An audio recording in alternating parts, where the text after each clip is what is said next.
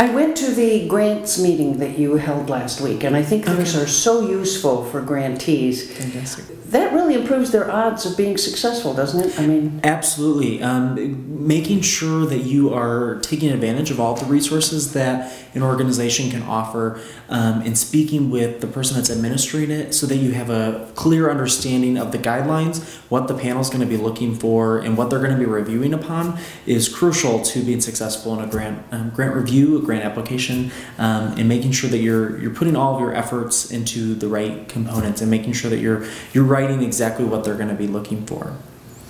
I think sometimes arts grants are a bit of a mystery to people who have done things like research grants and scientific grants at the university. What's special about arts grants? I think arts grants, they're looking for that creative component.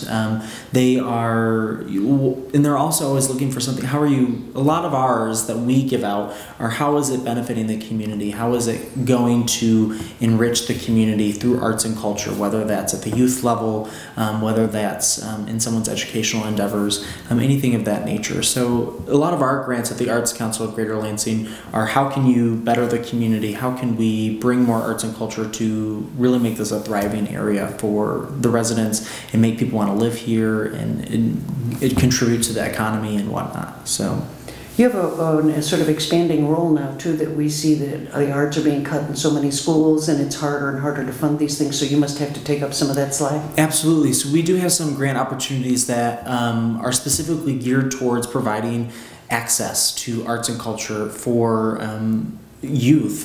We have a grant that's ages 5 to 17 and providing scholarships or free programming to underserved youth. In a grant review, we find that if the dollars are going to benefit youth, it usually does really well in the reviews. So when we have arts projects that are being proposed, when it's integrating youth into the project, whether it's painting a mural and how can the youth come together and be a part of creating this mural, or how can you put on a festival and there's a youth component that it's attracting to families and those that aren't able to pay to go to a large concert or a symphony or anything of that nature, but it's accessible. They can just walk right out their door into their neighborhood and go visit it. So we're finding that grant proposals that are really benefiting the youth do quite well in a grant application. So one of the things that I think makes arts grants unique is that they frequently provide money to individuals. And that's one of the rare areas, I think, in the whole grant universe where absolutely a person who does something can get... Absolutely. And you'll find in arts grants, a lot of them are for professional development. So we will find economic developers. We're lucky here in Lansing to have LEAP, which is the Economic Development Organization that really believes in the creative industry, and having creative people here are part of what attracts people to a community. And the more creative people we have, the more rich our community is. And the more thriving and artistic and cultural and vibrant a community can be. So by investing in professional development, whether that's to go to a conference, to go to a residency, for equipment, there are grants certainly available to individuals, whether it's visual, literary, or performing. There are certainly grants from us, from other organizations that foster that development and provide those funds to make those opportunities. Urban planner Richard Florida really believes that creative communities are not only beneficial to the artists and the creative people who live there, but it attracts high-end, high-tech business to the Absolutely. Community. So it's part of a community development strategy. People say that when you're looking to move somewhere, everyone thinks about, and when you're choosing where you're going to work and what corporation you're going to work for, they're looking at the community. Why would you want to live there? So that's something that we've worked a lot with LEAP and are continuing to work on, is how can we bring the creative people to the forefront in this community to bring people in that can then bring new industries here or bring their talents in their work and their professional work into the corporations that we have here, and then hopefully bring more corporations and really build up the Tri-Counties and Greater Lansing as a whole. One of the challenges, I think, for grant reviewing for arts grants is that much of art is subjective. It's maybe a bit easier to assess whether this new drug is going to have an impact. Yes. That kind of thing. So one of the challenges, I would think, for people who apply is that you need to recognize that the feedback you get one year may not be relevant the next. Absolutely. Every panel is 100% subjective. So even when someone comes and talks to me about what I would say from experience in seeing these panel reviews in the notes, what they're going to be reviewing upon, I can tell you roughly, this is what typically they would say. We actually just had a grant this year that I was able to guide everyone. This is what most panelists will say in this type of experience from viewing these. And we had one panelist that brought up points that had never been brought up before. The challenge, of course, is making sure that your proposal matches all the dictates of the RFP. And I think that's sometimes hard for creative people. Yeah, and it's crucial that you have everything that is asked for, everything that's attached. You're answering every question in the narrative that they're proposing, because if you don't, some panelists that are very skilled at reviewing grants will mark your score down because you don't have a budget. Your budget doesn't look like the sample that was told to you to make sure it looked like that, or their links don't work, their photos that they upload or the videos aren't compatible with the format that they need. So then they'll mark that down. If they can't review it and it's not in front of them, I've even seen panelists that if you don't provide the information and they have to go find it on their website, they won't even consider that in their scoring, because they find it that you should provide everything, and that if they have to go find out if they have to go research what your mission statement is because it's crucial towards this application, that they're going to mark it down a few points because you didn't supply the information that was necessary. As long as it's required, of course. It all kind of fits within. They can't require something if it's not asked for, but your mission statement for sure is always usually asked for, or it should be detailed in your narrative. So if your video doesn't open and they can't see it, they can't review it. You're in trouble. Yeah. If you upload it as like an iMovie and then they don't have iMovie, there's no way they're going to be able to see it. So. No, it makes it very difficult. It's a challenge for people who are doing these grants. At the community level here, where do you get your panels from, and how do you select the people who sit on those? So our panels are different for every grant. So some of our grants are for marketing dollars. Some of them are for scholarships for youth programming. Some of them are for just arts projects that can fall within any of those categories.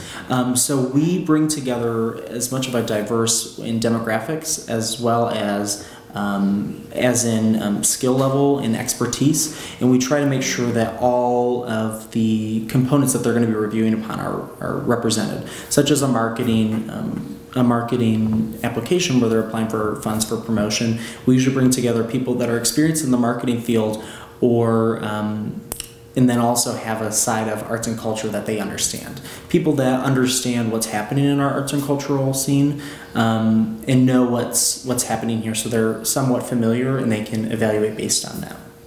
Are you somewhat of a gateway for local arts groups to be able to access additional funding? Your amounts may be more modest than what they need to do certain larger projects, but you can help them access or at least identify other places of funding? Absolutely. So by being a member of the Arts Council of Greater Lansing, or even not a member, we'll try to convince you to be a member because of the resources we can offer. But we have dollars, some of them that are larger that can completely fund a project for certain organizations, or some that are smaller that we have really large, wonderful organizations that just need more dollars to operate. So we can offer the funds that we have, but then we also have the knowledge and resources. We have grants coming through my desk every day that we then put up on our website as opportunities, or our members can come and speak with me or tell me. I recently had an instrumentalist that came in and said, I'm looking to buy a $22,000 instrument, and yeah, it's very expensive, and I need dollars to pay for it. So can you help me find some grants? So we have, through a membership that we have with the Michigan Nonprofit Association, can look at grants that are available for all different programs, all different kinds of ideas, different concepts. So we can then connect those individuals or organizations with new funding opportunities. And we have a really great relationship with the Michigan Council for Arts and Cultural Affairs, who offers a lot of larger dollar grants through the state of Michigan that we also connect them with, as well as the National Endowment for the Arts. We're obviously connecting in that way as well. Where does most of your funding come from? Does it come from LEAP or does it come from national? How does your funding streams, where do they flow from? The Arts Council? Yes. The Arts Council's funding, Debbie would be able to answer this better, but I can give you a rough idea. We get funding through grants that we're applying for. We have donations from individuals, as well as 2 major fundraising events throughout the year. We also have a membership, so the membership is a component of what makes us able to do our work. And then we also, there's an endowment that we use some grants from, and I'm not sure if that goes into our operating budget, but Debbie would be able to tell you all those answers for sure. How has Kickstarter and groups like that, online opportunities, changed your, has it changed the picture for your organization? Absolutely. For us, we haven't used Kickstarter, but we've worked with a lot of people that have wanted to use crowdfunding campaigns. Kickstarter is nice, but a really popular program right now is a partnership through the MEDC and a third-party crowdfunding campaign or platform called Patronicity. I apologize. So through that, you can propose a project that you want to raise dollars for through crowdfunding, and then if you reach your goal, the MEDC will actually match that amount. So such as we're working with LEAP right now to then propose a mural project that we will then crowdfund through Patronicity, and if we reach our goal, say your goal is $40,000, if you reach your goal of $40,000, the MEDC has a large pot of money for this year that they're going to be matching those projects for. The projects have to be run through the MEDC. They work with you to make sure that they think they'll be successful, but then it's a great opportunity to really leverage those dollars. Reach Studio Art Center here in Lansing is just bought five storefront buildings, all took up the whole block, and they're completely renovating that whole space to then create a community center for arts and culture in all their teachings and classes. They did a Patronicity project through crowdfunding, and then they raised $48,000, and then they had that matched. So really wonderful things are happening there. But I've also seen projects through Kickstarter, GoFundMe, all those different platforms. Indiegogo, yeah. And they work. You just have to. We're finding you have to have community buy-in, especially for these projects such as Reach, this mural project we're looking at. There has to be something where the community can engage with the project. They either have to benefit afterwards from creating it, or as you're, such as a mural, how can they put their hands on the mural? How can they feel that they're part of it? And that's what makes people invest in it, and that's what you'll get people to make personal donations for. So, one of the niches that I'm hoping my students think about is that there is a need for professional storytellers in the grant writing world, because to be competitive for some of these larger grants, you have to be able to show the impact. Sometimes that means doing a great video in advance. Mm-hmm.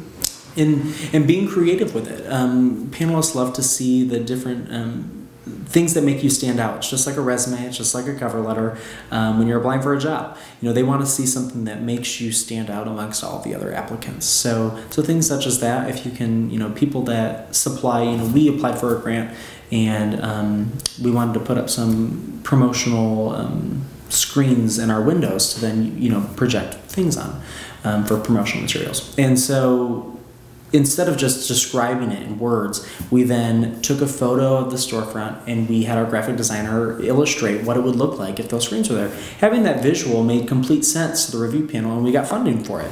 But there's other things. When it comes to capital improvements, you should certainly always have a graphic that explains, that shows the project, what it looks like now, what it could look like, because those that have that, they just have a step up on you, because they don't have to read it and have to understand your words. They can look at it and touch it and feel it and kind of see what it's going to look like and know that their investment's going towards something that they want to fund. Show, don't tell is my show, don't tell. There you go. Absolutely. Well, what other advice would you give to young scholars who are looking at, you know, they're going to have a long career, do many different things. Mm-hmm. What do they need to know about, what are the biggest mistakes that people make when they submit arts grant? They do not follow up on the review comments from the panel.